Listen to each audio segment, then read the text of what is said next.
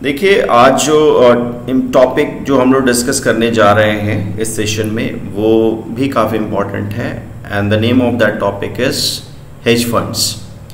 But before talking about hedge funds ये ज़रूरी हो जाता है कि एक अंडरस्टैंडिंग आपके पास होनी चाहिए कि पहले म्यूचुअल फंड होता क्या है। एक बार आपकी अंडरस्टैंडिंग म्यूचुअल फंड के बारे में हो जाएगी तो आप बहुत ही अच्छे तरीके से म्यूचुअल फंड और हेज फंड्स को कनेक्ट कर पाएंगे और हेज फंड्स की अंडरस्टैंडिंग भी आपकी क्लियर हो जाएगी। ठीक है, अब देखो थोड़ा सा म्यूचुअल फंड के बारे में मैं डिस्कस कर देना चाहता हूँ। ठीक है, जो भी इंडिया में म्यूचुअल फंड हाउसेस हैं, ठीक है, उनको हम लोग एसेट मैनेजमेंट कंपनीज भी बोलते हैं। ठीक है, mutual fund houses asset management companies run करती है। अब इनको एसेट मैनेजमेंट कंपनी क्यों बोलते हैं? बिकॉज एसेट का मतलब होता है दूसरों का पैसा, राइट? दूसरों का पैसा वो एसेट हो गया। मैनेजमेंट ये दूसरों का पैसा मैनेज करती है, इसलिए इनको एसेट मैनेजमेंट कंपनीज बोलते हैं। ठीक है, अब इनके पास तरह तरह के म्यूचुअल फंड्स होते हैं, जैसे इक्विटी म्यूचुअल फंड हो गया, डेट म्यूचुअल फंड हो गया और हाइब्रिड म्यूचुअल फंड हो गया, राइट? हर फंड का एक फंड मैनेजर ये लोग नियुक्त करते हैं जो कि उस फंड को मैनेज करता है। ठीक है, अब देखो जो इंपॉर्टेंट नाम यहाँ दिया गया है वो है म्यूचुअल फंड। म्यूचुअल फंड मतलब क्या? म्यूचुअल मतलब सबकी सहभागिता है इसमें। म्यूचुअल मतलब सबने कुछ ना कुछ सहयोग दिया है इसमें। वैसा फंड जिसमें सबका कंट्रीब्यूशन है। ठीक है, तो basically mutual fund is a pool of fund. ठीक है, ये एक पूल ऑफ फंड होता है जिसमें बहुत सारे इन्वेस्टर्स अपना पैसा फंड मैनेजर को देते हैं उस फंड को मैनेज करने के लिए। ठीक है, अब ये अमाउंट छोटा भी हो सकता है और बड़ा भी हो सकता है, कोई भी इसमें इन्वेस्ट कर सकता है, राइट? इसका कुछ क्वालिफिकेशन बेसिक क्राइटेरिया कुछ नहीं होता है। जिसको भी मन है म्यूचुअल फंड यूनिट्स खरीद सकता है और इन्वेस्ट कर सकता है। बेसिकली उस पैसे का फंड मैनेजर क्या करता है, उस पैसों को इकट्ठा करके मार्केट में अपॉर्चुनिटी ढूंढता है, फिर शेयर्स में उसको इन्वेस्ट करता है। ठीक है, एक एग्जाम्पल से इसको समझते हैं। अब जैसे देखिए, बेसिक एग्जाम्पल ले रहा हूँ, समझदारी के लिए अंडरस्टैंडिंग हो जानी चाहिए। 5 इन्वेस्टर्स हैं, पांचों ने 100 रुपए दिए इस पर्टिकुलर एसेट मैनेजमेंट कंपनी को, इस फंड मैनेजर को। ठीक है, तो फंड मैनेजर के पास कितना पैसा हो जाएगा? 500 रुपये। ठीक है, अब ये जो 500 रुपये है इसको हम लोग बोलेंगे एसेट अंडर मैनेजमेंट। ठीक है, इसी 500 रुपये को मैनेज करना है, इसी फंड को मैनेज करना है और वो फंड मैनेज कौन करेगा? फंड मैनेजर करेगा। ठीक है, अब इस पैसे को फंड मैनेजर ने मार्केट में इन्वेस्ट किया। ठीक है, पैसा आ गया, अगले दिन इसने इन्वेस्ट किया डे 1 पे। ठीक है, अब इसको इन्वेस्ट कहाँ करा? सपोज मैं इस एग्जांपल में मान लेता हूँ कि इसने फंड मैनेजर ने इक्विटी मार्केट में इन्वेस्ट किया। जहाँ जहाँ इसको मौका मिला अपना पोर्टफोलियो इसने क्रिएट किया। पोर्टफोलियो जब मैं बोल रहा हूँ तो उसने डाइवर्सिफाइड पोर्टफोलियो क्रिएट किया। ठीक है, आप लोगों ने पढ़ा हुआ है कि डाइवर्सिफाइड पोर्टफोलियो कैसे क्रिएट करते हैं। याद कीजिए, SAPM पिछले सेमेस्टर में आपने पढ़ा था, उसमें आपने सारे मेथड सीखे थे कि कैसे एफिशिएंट फ्रंटियर क्रिएट करते हैं, मोस्ट ऑप्टिमल पोर्टफोलियो डिड्यूस करते हैं। तो वो सारी चीज़ें mutual fund asset management company के अंदर होता है और वो फंड मैनेजर करता है। उसके बेसिस पे वो स्टॉक्स को सेलेक्ट करता है, डाइवर्सिफाई करता है। सारा पैसा एक ही स्टॉक में नहीं डालेगा, वो क्या करेगा, कुछ स्टॉक्स चुनेगा और उसमें पैसा डालना स्टार्ट करेगा। सपोज उसने पैसा इन्वेस्ट किया डे 1 पे। ठीक है, सिंप्लिसिटी के लिए मैं ये मान के चलता हूँ कि 5 स्टॉक्स में उसने इन्वेस्ट किया पहले दिन 100 रुपये। ठीक है, 500 रुपये थे, 100 रुपये इन्वेस्ट किया, टोटल 500। डे 2 को मार्केट में कुछ मूवमेंट हुआ और पहले स्टॉक पे उसको 5 रुपये का गेन हुआ, सेकंड स्टॉक पे 5 रुपये का नुकसान हुआ, थर्ड पे 110, फोर्थ पे 120, 100, फिफ्थ वन 190 हो गया, राइट? बट टोटल जब कैलकुलेट किया उसने तो इसकी फंड की वैल्यू जो हो गई वो 520 रुपये। दैट मीन्स 20 रुपये का इनकम उसने जनरेट कर दिया फंड में। ठीक है, अब ये 20 रुपये का इनकम जो जनरेट कर दिया, ठीक है, तो अब ये किसका पैसा था? ये इन 5 का पैसा था। ठीक है, फंड मैनेज तो सिर्फ मैनेजर कर रहा था, राइट? तो ये जो एसेट अंडर मैनेजमेंट है ये इन 5 के बीच में इक्वल हिस्सेदारी के अकॉर्डिंग बढ़ जाएगा। ठीक है, पहले 100 रुपये की हिस्सेदारी थी, अब चूंकि 520 हो गया है तो अब इनकी हिस्सेदारी बढ़ के 104 रुपये, सब 5 के पास 104 रुपये का फंड क्रिएट हो जाएगा, राइट? यानी पहले 100 रुपये था इनकी भागीदारी, 100 रुपये का इन्वेस्टमेंट था, उसकी वैल्यू कितनी हो गई है? अब 104 रुपये हो गई है। डे थर्ड पे वैल्यू गिर गई, चूंकि मार्केट है तो मार्केट में कुछ भी हो सकता है, अगर मार्केट में प्राइस बढ़ सकता है तो घट भी सकता है, ठीक है। तो डे 3 में रिस्पेक्टिव शेयर्स के प्राइसेस जो भी इनके पोर्टफोलियो में जो स्टॉक्स थे, ठीक है, उनकी प्राइसेस ये हो गई। और टोटल जब मैंने कैलकुलेट किया, टोटल जब फंड मैनेजर ने कैलकुलेट किया वो 480 हो गया। दैट मीन्स इनिशियल 500 रुपये का अमाउंट तीसरे दिन पे जाके वो 480 रुपये हो गया। दैट मीन्स अभी फंड अच्छा परफॉर्म नहीं किया, सेकेंड डे पे अच्छा रिटर्न मिल रहा था, बट थर्ड डे पे ये 20 रुपये नुकसान में चला गया, ठीक है। तो अब क्या होगा, अब ये 480 किसका पैसा था, इनका पैसा था, ठीक है। तो अब 480 के हिसाब से 5 जगह पे इक्वल इक्वल इसको बांटना पड़ेगा। दैट मीन्स एक आदमी को 96 रुपीस मिलेगा, ठीक है। तो यही मैंने दिखाया यहाँ पे डे 2 पे, ठीक है, 104 रुपये मिलेगा सबको, बट डे थर्ड पे सिचुएशन कुछ एडवर्स हो गया, तो अब इनको 96 रुपया इनकी इन्वेस्टमेंट हो गई, राइट।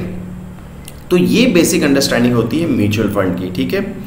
अब देखो ये इसमें फंड मैनेजर का क्या रोल है, इसकी क्या इनकम है, ये क्यों इन लोगों का पैसा मैनेज कर रहा है, ये सारे लोग, इन सारे लोगों को जानकारी नहीं थी, ठीक है। एक शेयर मार्केट की जानकारी नहीं थी कि कैसे कहाँ पे इन्वेस्ट करना है। प्रोफेशनल ये था, ये एडुकेटेड था, इसलिए इन लोगों ने चाहे कम राशि हो या ज़्यादा राशि हो पैसा दिया इनको और इन्होंने इन्वेस्ट किया। फिर वहाँ से इन्होंने जैसे जैसे फंड ने परफॉर्म किया उसके अकॉर्डिंग इनका पैसा घट रहा था या बढ़ रहा था, राइट। अब इसके एक्सचेंज में, ये काम करने के एक्सचेंज में फंड मैनेजर को क्या मिलता है, कमीशन मिलता है। चाहे मार्केट बढ़े या घटे, कुछ भी हो, बट फंड मैनेजर उसको मैनेज कर रहा है तो उसको कमीशन मिलेगा, राइट, वो कमीशन लेगा। समझ में आ रही है बात आपको, ठीक है। तो ये फंडामेंटल बेसिक होता है म्यूचुअल फंड का, ठीक है।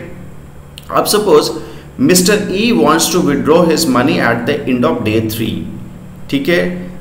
पहले दिन पे 100 रुपये डाला था, but at the end of day 3 इनका जो वैल्यू था वो 96 रुपये हो चुका है, ठीक है। मैंने आपको सारी चीज़ें समझा दी थी, ठीक है।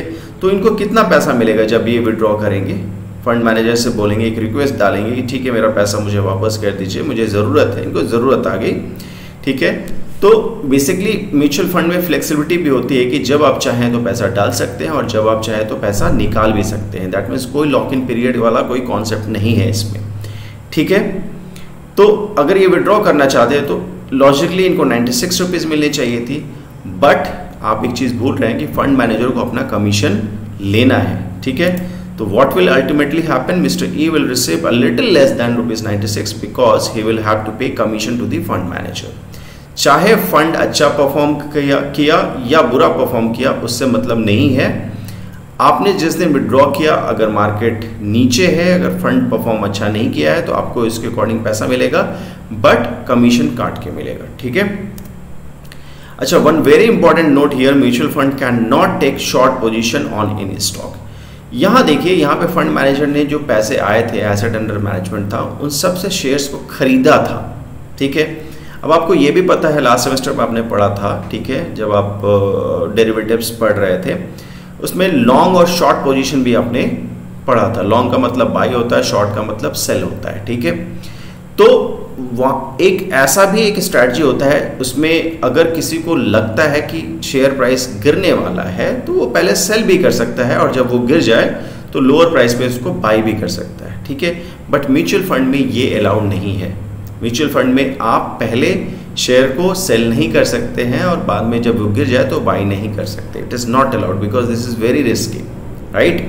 और चूंकि ये रिस्की इसलिए भी है क्योंकि यहाँ पे देखो छोटे छोटे लोगों का पैसा इसमें इन्वॉल्व है, ठीक है। इन लोगों को जानकारी नहीं है फाइनेंशियल मार्केट के बारे में, और ये कुछ लोग तो जस्ट 100 रुपये भी डाल देते हैं म्यूचुअल फंड में, ठीक है। तो बड़े से बड़े लोग भी हो सकते हैं इसमें कंट्रीब्यूटर, और छोटे से छोटे लोग भी हो सकते हैं। तो इसमें हार्ड अर्न मनी भी होता है, राइट। तो अगर किसी का पैसा चला जाए, ठीक है, बिकॉज अगर आपने शॉर्ट किया है किसी पर्टिकुलर स्टॉक को, ये जान के शॉर्ट किया है, आपने एनालिसिस किया था कि उसका स्टॉक प्राइस गिरेगा, बट अगर स्टॉक प्राइस नहीं गिरा और अचानक से एक तरफ यूनि डायरेक्शनल अगर बढ़ने लगा तो बहुत ज़्यादा लॉस हो जाएगा और हो सकता है कि इन इन्वेस्टर्स का पूरा पैसा डूब जाए, ठीक है।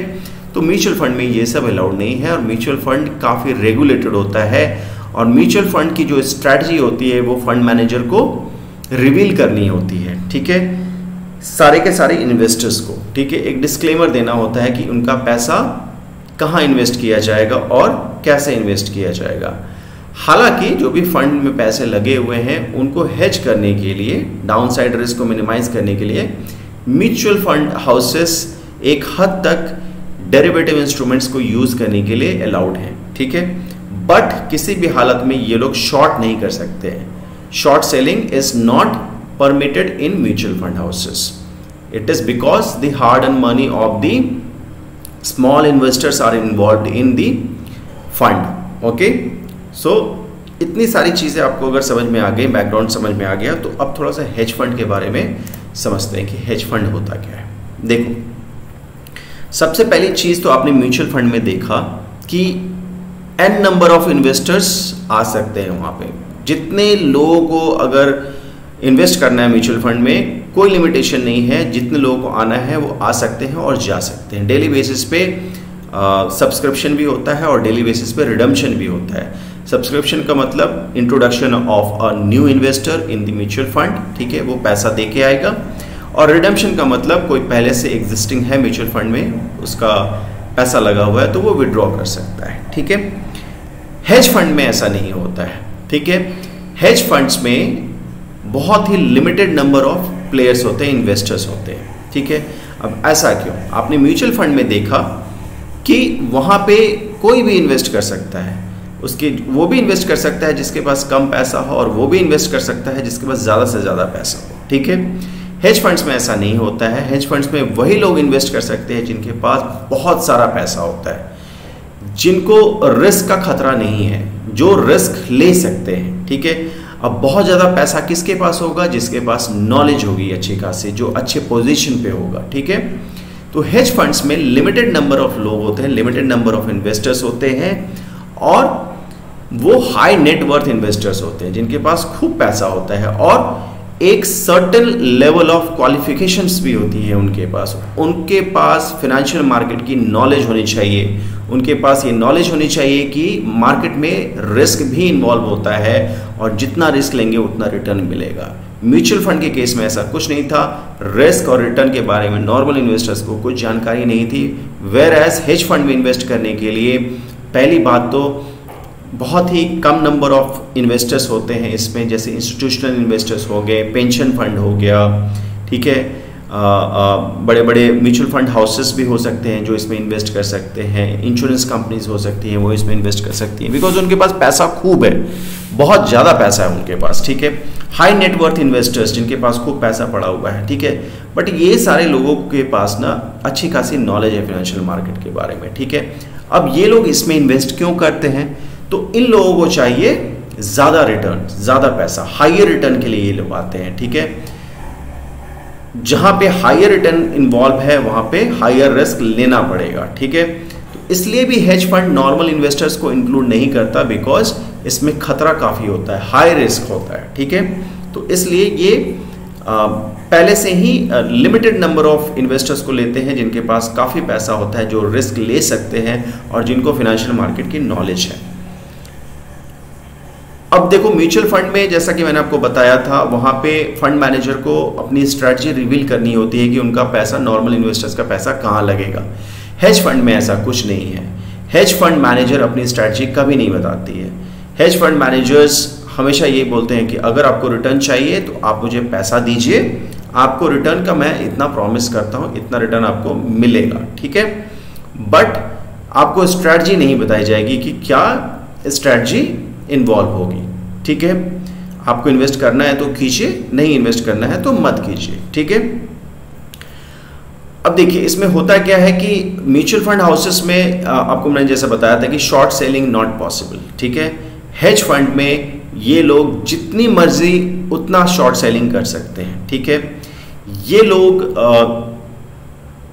डेरिवेटिव का यूज भी दबा के करते हैं, ठीक है। ये लोग शॉर्ट सेलिंग कर सकते हैं, ठीक है।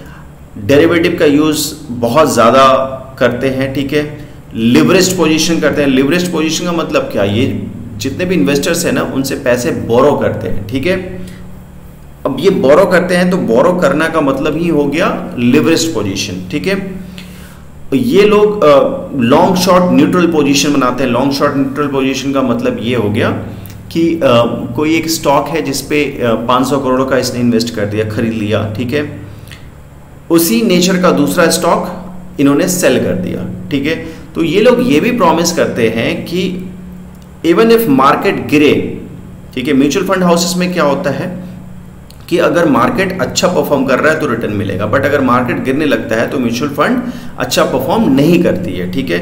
बट हेज फंड क्या करता है, जैसा कि आप नाम देख रहे हैं, इसका मतलब क्या है, रुकाव, रोक देना, ठीक है। किसको रोक देना, खतरे को रोक देना। ये प्रॉमिस करते हैं कि मार्केट बढ़ेगा तब भी हम लोग रिटर्न देंगे, मार्केट गिरेगा तब भी रिटर्न देंगे। दैट मीन्स ये लोग बेसिकली कहने की कोशिश कर रहे हैं कि जो सिस्टमैटिक रिस्क होता है, जिसकी वजह से जिसका असर पूरे मार्केट पे रहता है और सारा का सारा फंड अंडर परफॉर्म करता है, ठीक है, उस केस में भी हम लोग रिटर्न देंगे। That means they promise to beat the systematic risk, जिसको कोई भी बीट नहीं कर सकता, जिसको कोई भी मिटिगेट नहीं कर सकता। हेज फंड बोलता है कि इवन इफ मार्केट गिरेगा फिर भी हम लोग आपको प्रॉफिट देंगे। तो ये प्रॉफिट कैसे देंगे, ये पॉसिबल तभी है जब ये लोग लॉन्ग शॉर्ट पोजीशन बना के चले मार्केट में। लॉन्ग शॉर्ट पोजीशन का मतलब ही ये होता है कि एक स्टॉक पे 500 करोड़ का बाई किया तो दूसरे स्टॉक पर similar nature, similar industry, similar type of company, वहां पे 500 करोड़ का उसको सेल कर देंगे, ठीक है। तो अगर मार्केट गिरता भी है, ठीक है, तो दोनों के दोनों स्टॉक गिरेंगे, ठीक है। तो एक जो स्टॉक इन्होंने शॉर्ट करके रखा है, ठीक है, मतलब ऊपर सेल करके रखा है, अगर वो नीचे गिरेगा तो उसको कम दाम पे बाई कर लेंगे, तो वहां पे इनको कोई नुकसान नहीं होगा और वो रिटर्न वहां पे लेके चलेंगे, ठीक है। इतनी सारी चीजें मैंने आपको बता दी। कुछ चीजें अगर रह गई होंगी तो आगे वाली स्लाइड में मैं उसको कवर करूंगा, ठीक है। अब देखिए, जैसा कि मैंने आपको बताया कि बहुत ही लिमिटेड पार्टनर्स होते हैं इसमें, तो हेज फंड्स को डिफाइन ऐसे करते हैं, limited liability partnership of investors that uses high risk methods such as investing with borrowed money, ठीक है, in hopes of realizing large capital gains, ठीक है। एक ही भूख होती है इनकी, क्या, जितने भी इन्वेस्टर्स इसमें हेज फंड में इन्वेस्ट करते हैं उनकी एक ही चाहत होती है कि काफ़ी पैसा वो बनाए, ठीक है। Now next, hedge funds are financial partnership that use pooled funds and employ different strategies to earn active returns for their investors, ठीक है। ये मैंने आपको चीज़ें एक्सप्लेन कर दी हैं। These funds may be managed aggressively, अब ये एग्रेसिवली मैनेज करते हैं, और मेक यूज ऑफ डेरिवेटिव्स, दबा के यूज़ करते हैं डेरिवेटिव्स में, जैसे फ्यूचर मार्केट हो गया, ऑप्शंस हो गया, ये लोग खूब यूज़ करेंगे, ठीक है, बट अपनी स्ट्रैटेजी को रिवील नहीं करेंगे, ठीक है। And leverage to generate high returns. Hedge fund strategies include, अब जैसे देखो कुछ स्ट्रैटेजीज हैं इनकी, लॉन्ग शॉर्ट इक्विटी, जैसा कि मैंने आपको बता दिया कि सिमिलर नेचर ऑफ कंपनीज पे, दो कंपनीज पे, एक पे ये एक को बाई करके चलते हैं तो दूसरे को सेल करके चलते हैं, ठीक है।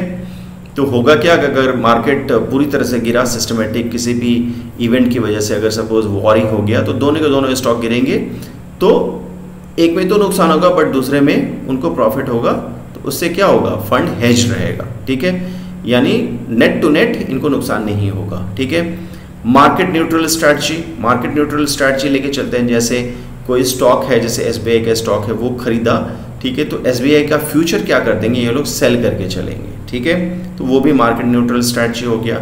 वोलेटिलिटी आर्बिट्रेज हो जाएगा, ठीक है, जैसे कोई भी कॉर्पोरेट एक्शन है, जैसे कोई भी कंपनी बोनस इशू करने वाली है या डिविडेंड इशू करने वाली है, तो अचानक से मार्केट में वोलेटिलिटी आ जाती है, ठीक है। आर्बिट्रेज, जैसा कि आपने लास्ट सेमेस्टर में पढ़ा था कि it is because of the mispricing in two different markets for the same security, ठीक है।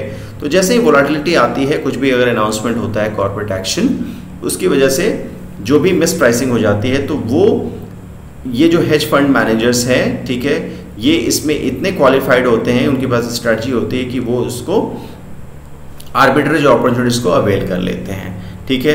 एंड मर्जर आर्बिट्रेज, अब जब कभी भी मार्केट में कोई न्यूज़ आती है कि कोई दो कंपनी मर्ज करने वाली है, तो उनके भी स्टॉक प्राइसेस में, रेस्पेक्टिव स्टॉक प्राइसेस में मूवमेंट्स आती है, ठीक है, तो वहाँ से भी आर्बिट्रेज लेने की कोशिश करते हैं, ठीक है। समझ में आ रही है चीज़। अब देखो थोड़ा सा एक बार मैं म्यूचुअल फंड्स और हेज फंड्स में डिफरेंस आपको बता देता हूँ, यहाँ से और भी चीज़ें आपको क्लियर हो जाएंगी, ठीक है। जैसा कि मैंने आपको बताया, there is no limitation on number of investors in mutual fund, ठीक है। म्यूचुअल फंड्स में नो लिमिटेशन होता है, कोई भी आ सकता है, कोई भी अपना विड्रॉ करके जा सकता है, ठीक है। इसमें क्या होता है, only limited number of investors can invest in hedge funds, ठीक है। लिमिटेड नंबर ऑफ इन्वेस्टर्स को अलाउ किया जाता है और एक लॉक इन पीरियड दे दिया जाता है, उसके बीच में ये लोग पैसा नहीं निकालेंगे, ठीक है। बिकॉज अगर पैसा निकालना स्टार्ट कर दे तो हेज फंड्स में दिक्कत क्रिएट हो सकती है, इसलिए फंड मैनेजर अलाउ नहीं करता है, ठीक है। म्यूचुअल फंड में ऐसा कुछ नहीं होता है, लॉक इन वगैरह कुछ नहीं होता है, कोई भी कभी भी आ सकता है और कोई भी कभी भी अपना रिडीम करके जा सकता है, ठीक है। सेकंड देख लीजिए, investors are not required to be knowledgeable in the case of mutual fund, ठीक है। छोटे से छोटे लोग भी इन्वेस्ट कर सकते हैं और छोटे से छोटे लोग जब इन्वेस्ट करेंगे तो उनसे हम नॉलेज की चीज़ें एक्सपेक्ट नहीं कर सकते हैं, राइट। इसमें देखो हेज फंड्स में only knowledgeable investors who have knowledge about the functioning of financial market are allowed to invest in the hedge funds, ठीक है।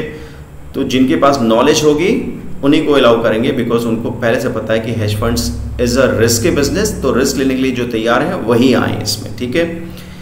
म्यूचुअल फंड में anyone can invest in mutual fund, ठीक है। इसमें क्या है, only ultra rich investors, net worth investor जैसे कि मैंने आपको बताया, and institutions invest in hedge funds, ठीक है। नेक्स्ट है mutual fund is a setup as a trust, ये एक ट्रस्ट के रूप में सेटअप किया जाता है, right. Hedge fund setup is like a limited liability partnership. Limited liability partnership का मतलब ये हुआ कि जो भी पैसा डूबेगा it will be to the tune of only the investment, ठीक है। तो फर्दर लायबिलिटी उनके घर तक नहीं जाएगी, ठीक है। तो इसलिए एक लिमिटेड लायबिलिटी पार्टनरशिप का लिमिटेड पार्टनर्स होते हैं इसमें, ठीक है। Now next, mutual fund invest in a diversified portfolio. जैसा कि मैंने आपको बताया, म्यूचुअल फंड में फंड मैनेजर पहले तो डाइवर्सिफिकेशन करता है, इफिशिएंट फ्रंटियर, जो भी मेथड्स आपने पढ़े हैं लास्ट सेमेस्टर में उसके बेसिस पे, एंड देन उसमें इन्वेस्ट करता है। और डाइवर्सिफिकेशन से हम लोग क्या रिड्यूस करते हैं, अनसिस्टमैटिक रिस्क, ठीक है। ये आप लोगों ने पढ़ रखा है, ठीक है, अनसिस्टमैटिक रिस्क के बारे में। Therefore mutual fund faces systematic risk, इसलिए म्यूचुअल फंड पे only and only systematic risk का एक्सपोजर होता है, ठीक है। सिस्टमैटिक रिस्क होगा तो म्यूचुअल फंड हाउस परफॉर्म नहीं करेगी, ठीक है। In opposite to this, hedge fund holds concentrated long short position. Concentrated का मतलब सिर्फ दो, एक पे लॉन्ग और दूसरे पे शॉर्ट, इसलिए इसको बोलते हैं कॉन्सेंट्रेटेड। ये डाइवर्सिफाई नहीं करते हैं, ठीक है। Therefore do not faces systematic risk. जैसे कि मैंने आपको बताया कि अगर सिस्टमैटिक रिस्क होता है तो एक का वैल्यू घटेगा, बट जो शॉर्ट है वो आपको प्रॉफिट दे देगा, ठीक है। तो ये सिस्टमैटिक रिस्क फेस नहीं करता है, ठीक है। It promises to provide returns even if market goes down, hedge funds, ठीक है। नेक्स्ट है, use to derivatives to hedge the portfolio is limited in mutual fund. यहाँ पे यूज ऑफ मेंशन कर लीजिएगा, मिसप्रिंट हो गया है, यहाँ पे ये होगा यूज ऑफ डेरिवेटिव्स, ठीक है। ये लिमिटेड होता है, ठीक है। इसमें बहुत ही कम मात्रा में गवर्नमेंट या जो भी रेगुलेटरी बॉडी है वो अलाउ करती है कि आप डेरिवेटिव का यूज़ करें अपने पोर्टफोलियो को हेज करने के लिए, ठीक है। हेज फंड के केस में क्या है कि hedge fund can use unlimited derivatives to hedge and earn profit. ये ऑप्शंस यूज़ कर सकते हैं, ये फ्यूचर्स यूज़ कर सकते हैं, जब भी अपॉर्चुनिटी इनके पास आएगी तो प्रॉफिट अर्न करने के लिए ये कुछ भी यूज़ कर सकते हैं, ठीक है। नेक्स्ट है, mutual funds can not take short position on any stock. जैसा कि मैंने आपको बताया, म्यूचुअल फंड में शॉर्ट पोजीशन लेना मतलब पहले सेल कर देना और जब वो गिर जाए बाद में बाई करना पॉसिबल नहीं है, ठीक है। ये अलाउ नहीं होता है, ठीक है। हेज फंड्स में ऐसा कर सकते हैं, can take short position on any stock, ठीक है। Fees of mutual fund manager is not based on fund performance. ऐसा नहीं है कि जब फंड अच्छा परफॉर्म करेगा तभी म्यूचुअल फंड मैनेजर अपना फीस लेगा, फंड ना भी परफॉर्म करे तब भी वो अपना फीस लेगा, ठीक है। तो it is not based on fund performance. Whereas in case of hedge funds, fees of hedge fund manager is based on fund performance. Hedge fund का मैनेजर फंड जब परफॉर्म करेगा तभी फीस लेगा, ठीक है। फंड अगर under perform कर गया तो हेज फंड का मैनेजर फीस का डिमांड नहीं कर सकता है अपने इन्वेस्टर से। ये भी काफ़ी इंपॉर्टेंट है, ये ध्यान में रखिएगा। हेज फंड मैनेजर फीस तभी कमाएगा जब फंड अच्छा परफॉर्म करेगा, ठीक है। इसमें एक हर्डल रेट होता है। सपोज मान लो कि हेज फंड मैनेजर ने प्रॉमिस किया कि मैं आपको एटलीस्ट 20% रिटर्न 1 साल का कमा के दूंगा, तो अगर वो हर्डल रेट क्रॉस होगा तभी इसको फीस मिलेगी, ठीक है। ये जानकारी थी इसके बारे में, ठीक है। आई होप आपको चीज़ें अभी क्लियर हो गई होंगी, ठीक है। This was all about the difference of mutual fund and hedge funds. अब थोड़ा रिस्क जो इन्वॉल्व होता है हेज फंड में, उसके बारे में एक जानकारी ले लेते हैं, ठीक है। देखो, ये 4 रिस्क हैं जो कि हेज फंड में बेसिकली ऑब्जर्व किया गया है। पहला तो जो है concentrated investment strategy exposes them to potentially huge losses. अब कॉन्सेंट्रेटेड का मतलब ये हो गया कि सिर्फ और सिर्फ ये लोग एक या 2 स्टॉक पे कॉन्सेंट्रेट कर रहे हैं, ठीक है। ये लोग डाइवर्सिफाई नहीं कर रहे हैं, ठीक है। अल्टीमेटली होगा क्या कि ऐसा भी तो हो सकता है कि जिस पे ये शॉर्ट है वो अचानक से मार्केट में बढ़ने लग जाए, ठीक है। उस केस में शॉर्ट का मतलब क्या होता है, पहले सेल करना बाद में बाई करना, ठीक है। तो ऐसा हो सकता है कि वो स्टॉक इतना ज़्यादा बढ़ जाए कि उसका खरीदना बाद में मुश्किल हो जाए, ठीक है। बिकॉज कम दाम पे आपने बेचा और ज़्यादा दाम पे खरीदेंगे तो वहाँ पे लॉस होगा, ठीक है। तो ये स्ट्रैटेजी हेज फंड को एक्सपोज कर सकता है टू पोटेंशियली ह्यूज लॉसेस, ठीक है। सेकंड है जो हेज फंड होता है tend to be much less liquid than mutual fund, ठीक है। अब ये लेस लिक्विड इसलिए भी होता है बिकॉज यहाँ पे लिमिटेड नंबर ऑफ इन्वेस्टर्स होते हैं, ठीक है। तो इसमें जो पैसे होते हैं वो म्यूचुअल फंड के कंपैरिजन में वो कम होगा, ठीक है। और म्यूचुअल फंड में लोग आते रहते हैं और जाते भी रहते हैं, तो वहाँ पे लिक्विडिटी मेंटेन रहती है, ठीक है। हेज फंड में अगर 3 साल के बाद अगर किसी ने पैसा डिमांड कम कर दिया कि चलो ठीक है 3 साल लॉकिंग पीरियड खत्म हो गया, अब जो भी मेरा रिटर्न है रिटर्न के साथ मुझे वापस कर दो, तो इतना इजी नहीं होता हेज फंड्स के लिए कि तुरंत उसका पैसा उसको वापस कर दें। एटलीस्ट 2 से 3 महीना ये लोग टाइम लेते हैं, नोटिस पीरियड लेते हैं और फिर उसके बाद से पैसे अरेंज करके देते हैं, ठीक है। तो ये एक लेस लिक्विड होता है। तो इन केस ऑफ रिडम्पशन एक कैश की क्राइसिस हो सकती है इसमें, ठीक है। नेक्स्ट है they typically require investors to lock up money for a period of years. Mutual fund के केस में ऐसा नहीं है, ठीक है। हेज फंड के केस में इन्वेस्टर्स का पैसा लॉक इन हो जाता है फॉर एग्जांपल 3 इयर्स के लिए, ठीक है। तो ये भी एक रिस्क है, ठीक है। द यूज ऑफ लिवरेज और बोरोड मनी, अब चूंकि आपको पता है ये लिवरेज और बोरोड मनी जो इन्वेस्टर्स से लेते हैं can turn what would have been a minor loss into a significant loss, ठीक है। पूरा का पूरा पैसा डूब भी सकता है, ठीक है, बिकॉज ये काफ़ी रिस्की जॉब है, ठीक है। हेज फंड्स अगर सारी चीज़ें ठीक से नहीं हुई, ठीक है, अगर एक्सपीरियंस्ड हेज फंड मैनेजर नहीं हुआ, बिकॉज इनिशियली जब हेज फंड आया था तो अच्छा पैसा कमा के दिया था, बट आजकल बहुत सारे हेज फंड्स मार्केट में हो गए हैं। तो अगर इन्वेस्टर्स ने गलत डिसीजन ले लिया in hope of very good return और कहीं गलत जगह इन्वेस्ट कर दिया, तो ऐसा भी हो सकता है कि अब चूंकि ये बोरोड मनी होता है, राइट, तो हो सकता है कि पूरा पूरा पैसा डूब भी जाए, ठीक है।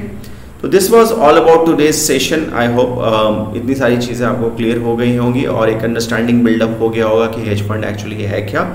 तो एक बार फिर से इस वीडियो को देख लीजिएगा ध्यान से और सारी चीज़ें एग्जाम में लिख के आइएगा। Till then, thank you so much.